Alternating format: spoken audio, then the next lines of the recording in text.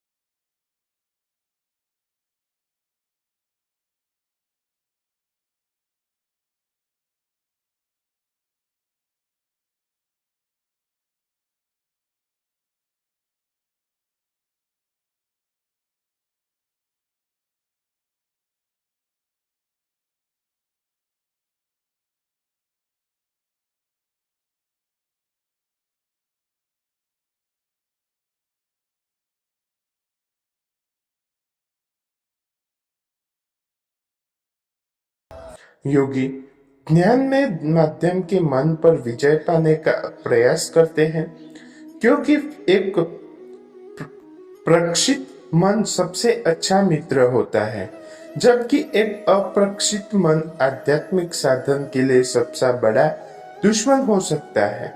श्री कृष्ण कहते हैं कि अर्जुन को सावधान करते हैं कि केवल कठोर तपस्या करने से व्यक्ति आध्यात्मिक पथ पर आगे नहीं बढ़ सकता।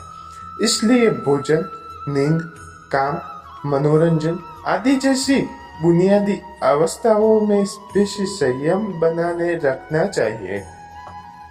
इसके बाद श्री कृष्ण योग साधना या मन को ईश्वर से जोड़ने की आध्यात्मिक प्रक्रिया के बारे में बताते हैं।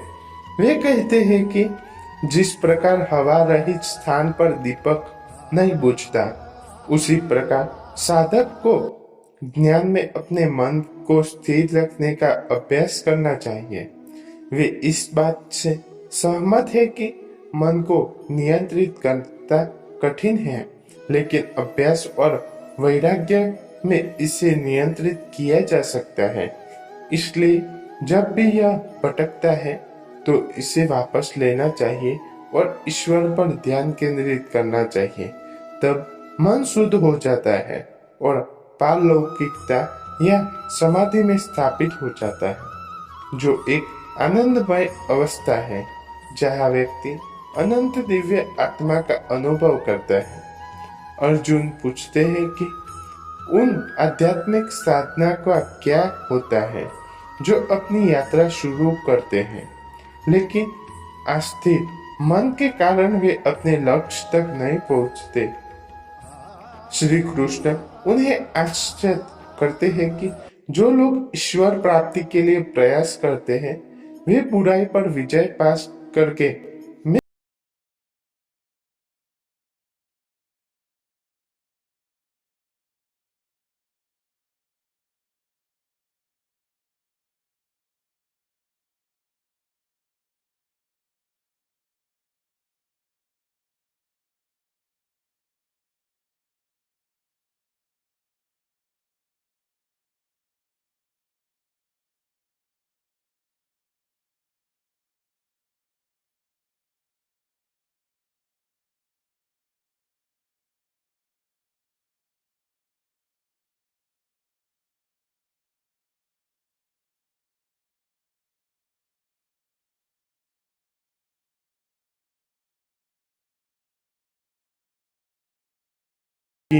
में सबसे श्रेष्ठ वह है कि जो भक्ति भगवान के प्रिय में भक्ति में लीन रहता है।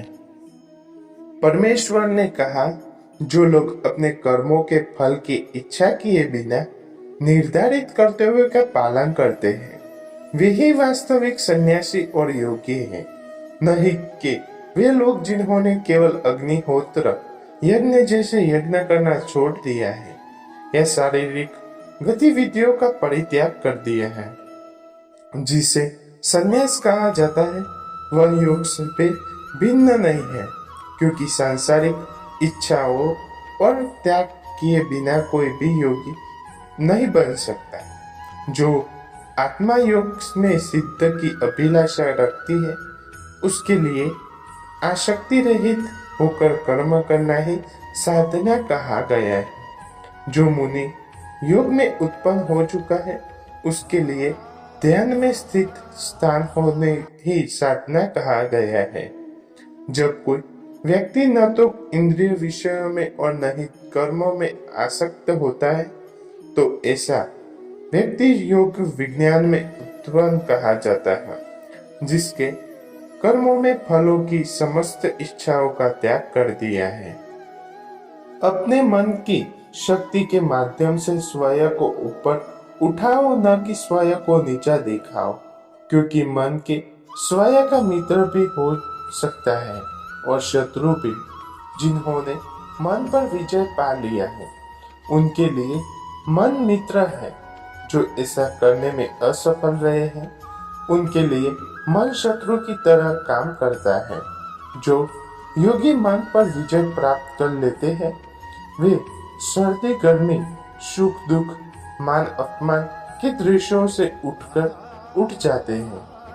ऐसे योगी शांत रहते हैं और ईश्वर के प्रति अपनी भक्ति में दृढ़ रहते हैं। जो योगी ज्ञान और विवेक में संतुष्ट हैं तथा जिन्होंने अपने इंद्रियों पर विजय प्राप्त कर लिए हैं, वे सभी परिस्थितियों में अविचलित रहते हैं। वे सब कुछ मिट्टी, पत्थर और सोना को एक बार समान देखते। योगी जन शुभ चिंतकों, मित्रों, शत्रुओं, पूर्णात्माओं तथा पापियों सभी को निष्पक्ष दृष्टि से देखते हैं। जो योगी मित्र, सखा, शत्रु, शत्रु सभी के प्रति सम बुद्धि वाला, शत्रुओं तथा संबंधियों के प्रति तटस्थ तथा पूर्णात्मा तथा पात्मा के बीच निष्पक्ष रहता है, वह मनुष्य में श्रेष्ठ माना जाता है। जो लोग योग की अवस्था चाहते हैं, उन्हें एकांत में रहना चाहिए। नियंत्रित मन और शरीर के साथ निरंतर ध्यान में लगे रहना चाहिए तथा भोग विलास की इच्छाओं और समर्पित से मुक्त होना चाहिए।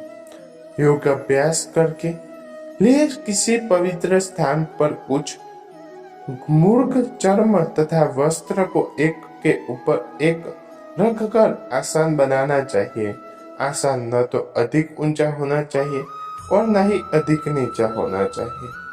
इस आसन पर दृढ़ता से बैठकर योगी को अपने मन को एकाग्रचित होकर ध्यान में केंद्रित करके सभी विचारों और गतिशीलताओं को नियंत्रित करके शुद्ध करने का प्रयास करना चाहिए। उसे शरीर, गर्दन और सिर को एक सीधी रेखा में मजबूती से पकड़ना चाहिए और आंखों को उधर उधर भटकते न देते हुए नाक की ओर नोक पर ध्यान के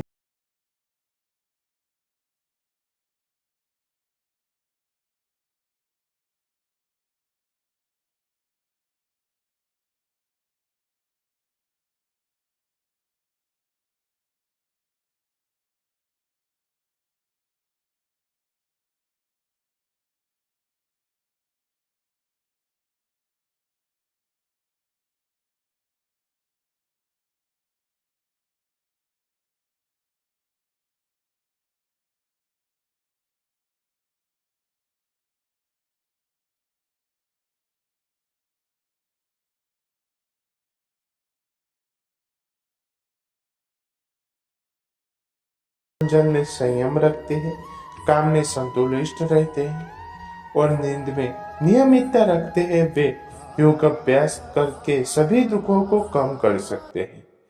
पूर्ण अनुशासन के साथ वे मन को स्वार्थी लालसाओं और से हटाकर उसे आत्म कल्याण पर केंद्रित करना